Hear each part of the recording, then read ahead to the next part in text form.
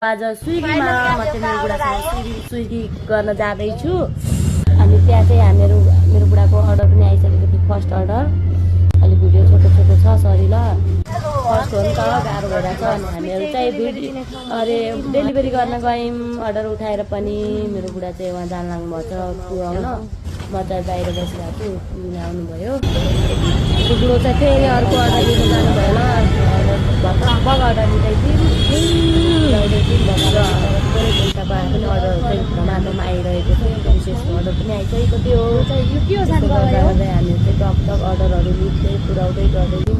पुरा चाहिँ भन्नु आएर हो क्या हो, धेरै अर्डर आहानमा त बस्नु पर्थ्यो भन्दै हुनुहुन्छ। साथै तपाईँले झुट बोली सोध्नु होला, हिजो चाहिँ पैसा चाहिँ कम भन्थ्यो है, तर अर्डरहरू चाहिँ 20 रुपियाँ 25 रुपियाँ 30 रुपियाँ त्यतिकै आइरहेको थिएँ। तर पनि फटाफट आइरहेको थियो कि। अनि हामीलाई चाहिँ भोग लाग्यो, मलाई चाहिँ साह्रै भोग लाग्यो। अनि म चाहिँ भोग लाग्यो भने भोग लाग्यो भने पैसा छैन बुढी भन्नुभयो। अनि यो खिलाउनु भयो, खायौँ जुलेबीहरू।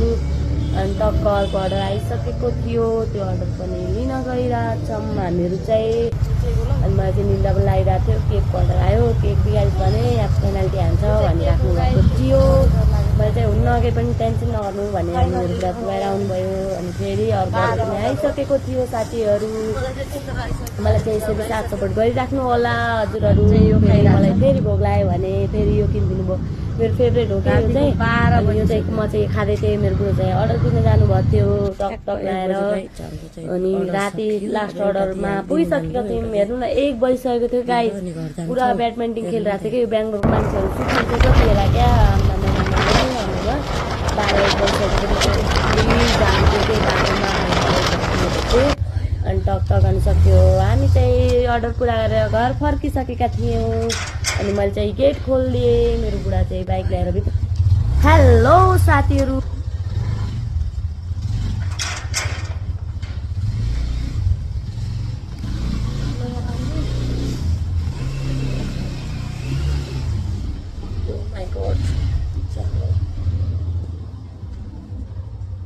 मम्मी चाहिँ सुतिसकेको छ।